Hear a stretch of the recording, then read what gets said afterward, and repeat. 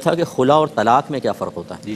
دیکھیں بغیر کسی عوض اور بدلے کے جو طلاق دی جاتی ہے اس کو طلاق کہتے ہیں، اور اگر شوہر پیسہ لے کر اس کے بدلے میں طلاق دیتا ہے اس کو خلا کہتے ہیں.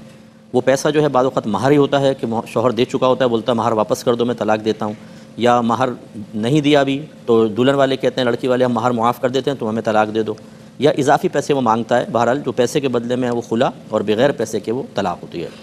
اور ایک کویسچن یہ ہوا تھا کہ بچوں کی سالگرہ منانا کیسا ہے. بعض لوگ کہتے ہیں کہ غیر مسلمین کے ساتھ یہ مشابہت ہے.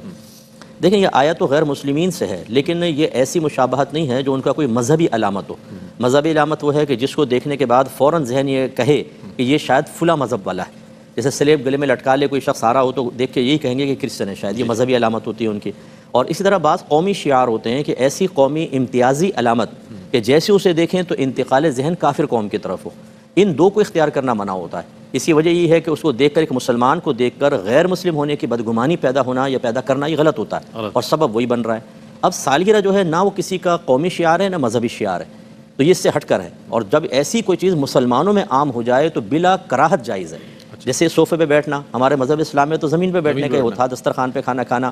آج دیکھیں ٹیبل کرسی پہ کھانا کھا رہے ہیں، برش کا استعمال، چمچے کانٹے کا استعمال، پھر یہ دیگر کپڑے وغیرہ جدید ٹیکنالوجی سے استفادہ کرنا، یہ سب وہیں سے آیا ہے. تو یہ کیا مطلقاً اگر غیر مسلمین کی چیز استعمال کرنا یا ان کے طریقے اختیار کرنا منع ہوتا تو غلط ہوتا. اچھا مستر، سالگرہ منانے پر تو آپ نے فرمایا کیک کے کاٹنے پر زیادہ وہ ہوتا ہے کہ بھائی کیک نہ کاٹیں، یہ غیر مذہب غیر مسلموں کا شیوا ہے، کیا فرمائیں گے؟ مطلب یہ ایک بھولا پن ہے. پوری تقریب ہی وہ ان کی طرف سے آئی ہے، نہ کہ کیک کاٹنا. تو کیک کاٹنے میں بھی کوئی مسئلہ نہیں ہے. ہاں یہ جو میلاد مصطفیٰ صلی اللہ علیہ وسلم پر کیک کاٹا جاتا ہے، اس میں میری گزارش یہ ہے کہ اس پہ نبی کریم کا نام اقدس نہ لکھیں اور اس طرح گنبد خضرا نہ بنائیں. وہ اس کو چاک کرتے ہیں اور چاک کرنے کے بعد وہ بھی کھا جاتے ہیں. یہ ادب کے خلاف ہے. سادہ رکھ کر کریں تو چلیں ٹھیک ہے. اچھا ایک چیز اور مفتی صاحب، وہ یہ کہ اکثر چوک پر ہم نے دیکھا ہے کبھی کہیں گنبد خضرا لگا ہوا ہوتا ہے، کہیں مطلب خانہ کعبہ بنا ہوا ہے یا کسی اور، تو وہاں پر اطراف میں ظاہر دوسرے جانور وغیرہ کتے وغیرہ بھی گھوم رہے ہوتے ہیں.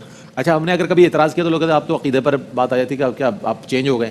کیا فرمائیے یہ ایسی کیا خوش عقیدگی ہے کہ زمین پر یا زمین سے تھوڑا تو فرق دیا جائے، آتے جاتے ہوئے آپ نے اس کا نام مدینہ چوک رکھ دیا یا کچھ بھی، کیا آپ کہیے؟ دیکھیں ہمارے ہاں اصل میں یہ جب چیزیں عوام کے پاس چلی جاتی ہیں نا، اور عوام اور علماء میں ہدایت اور رہنمائی کا تعلق کم از کم تھوڑے عرصے کے لیے ہی منقطع ہو جائے تو پھر عوام جو چاہے کرے، وہ پھر نہیں باز آتی. تو یہ اس طرح وہ تو جیسے آپ کہہ رہے ہیں زمین کے اوپر اب اندازہ کریں، روڈ کے کنارے، اور اس میں پھر مرد و عورتوں کا اختلاط، اس چیزیں اس طرح نہ کیا جائے. توغرہ بنانا یا اس کی شبیہ کسی کی بنانا یہ منع نہیں ہوتی، لیکن اس انداز سے زمین پہ رکھنا اور اس انداز سے کہ ہر مطلب یہ کہ گرد اڑ رہی ہے، کتے بلی آ رہے جا رہے ہیں، یہ چلیں اگر آپ نے حفاظت بھی کی ہے پھر بھی وہ اس کا ایک وہ اہمیت، نگاہوں کے اندر ایک اہمیت کم ہو رہی ہے، تو ایسی چیزیں نہ کی جائیں، مناسب نہیں ہوتا. جی یہ ایک تو انہوں نے پوچھا کہ وہ انڈے پہ بیٹ لگی ہوتی ہے.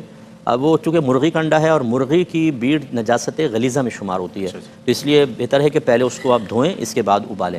لیکن اگر اسی طرح ابال لیا تو پانی تو ناپاک ہوگا ضرور، اس کا حکم ہے، لیکن جو چھیلیں گے تو انڈے سے جو انڈا نکلے گا وہ تو صحیح ہوگا، اس میں کوئی فرق نہیں ہے. ہاں اگر وہ پھٹ گیا، بعض وقت بوائل ہوتے ہوئے پھٹ جاتا ہے تو پھر وہ گویا کہ ناپاک پانی اس میں داخل ہوا. اب اس کا طریقہ یہ کہ چھیل کے ایک دفعہ اس کو پانی کے نیچے رکھ دیں کہ پانی بہہ جائے تو پھر یہ انڈا کھانے کے قابل ہے.